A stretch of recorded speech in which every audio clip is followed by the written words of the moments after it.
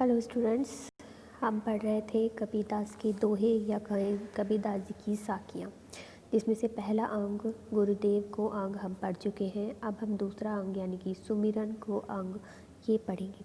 जिसमें पहला दोहा है इनका, कबीर कहता जात हूँ सुनता है सब कोई, राम कहे भला होएगा नहीं तर भला ना होए। पहला जो अंग था गुरुदेव को अंग, उसके अंतर्गत जितने भी दोहे थे वो उन्होंने गुरुदेव यानी कि अपने जो गुरु हैं या एक कहे कि सतगुरु के ऊपर लिखे थे, सतगुरु के ऊपर कहे थे।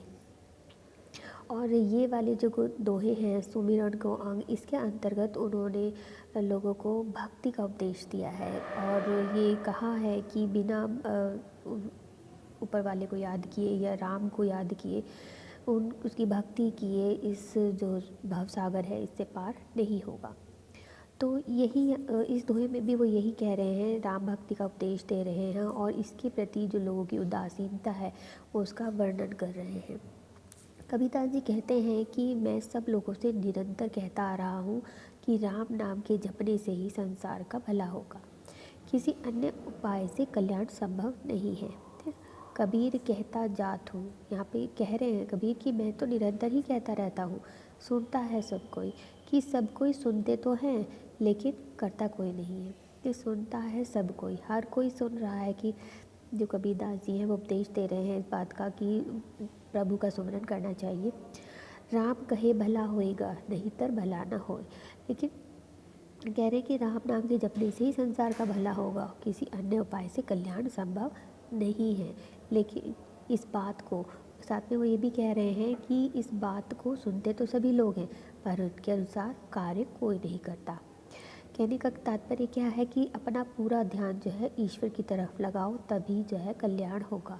यहाँ पर कबीरदास जी ने लोगों की प्रभु भक्ति प्रभु सुमिरन के प्रति उदासीनता का वर्णन किया है और कहा है कि निरंतर उपदेश देने के बावजूद भी लोग जो हैं सुनते तो हैं उन उपदेशों को, लेकिन उनके ऊपर अमल नहीं करते और इसी के कारण उनका जो भला नहीं हो पाता। तो यहाँ पर प्रभु की भक्ति के विषय में कवि ने लोगों की कथनी और करनी को स्पष्ट करने का सहज प्रयास किया है और साथ ही राम नाम की महिमा का भी प्रकाश डाला है। यहाँ पर एक बात और जानने लायक है कि जो कबीरदास जी के राम हैं वो अयोध्या में जन्मे मर्यादा पुरुषोत्तम राम नहीं है। ये जो निर्गुण ब्रह्म हैं उनको ही ये राम के नाम से संबोधित करते हैं।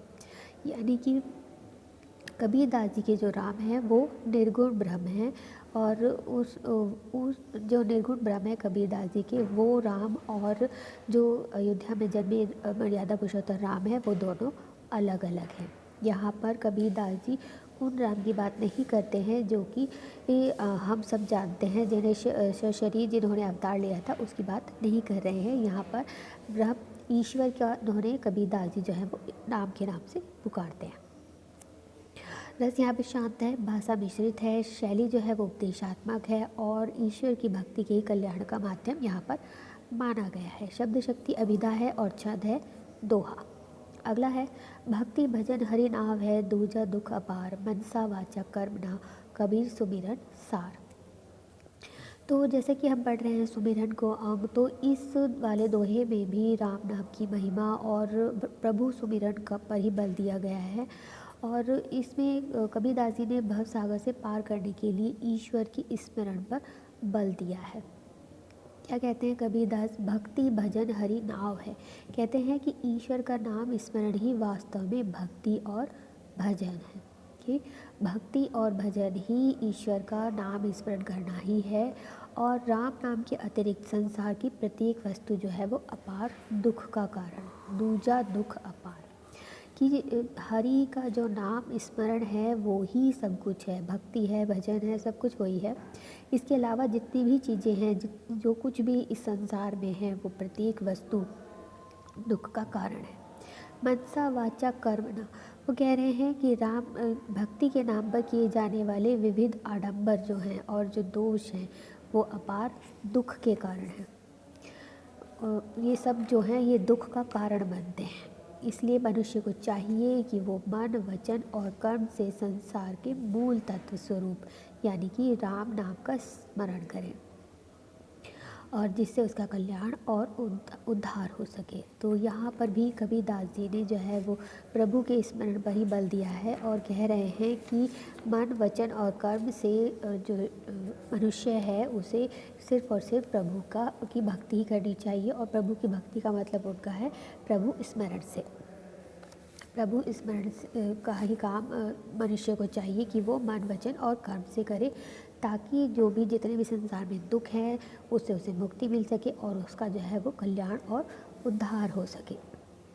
यहाँ पर काव्यगत विशेषताओं के अंतर्गत मुख्य रूप से जो मुख्य बात उन्होंने बल दिया है वो है राम नाम की महिमा का उल्लेख किया है और साथ ही ये भी बताया है कि राम नाम का जो स्मरण है वो ही भक्ति और भजन है। इसके अलावा सभी चीज़ जो है वो दुख का कारण है। और यहाँ पर जो है अलंकार जो है वो उल्लेख और अनुप्रास है। शैली यहाँ पर भी उपदेशात्मक है और रस शांत है, छंद दोहा। अगला है कबीर सुता क्या करे काहे न देखे जागी, जाका संग ते बिछुड़िया ताही ले संग लागी।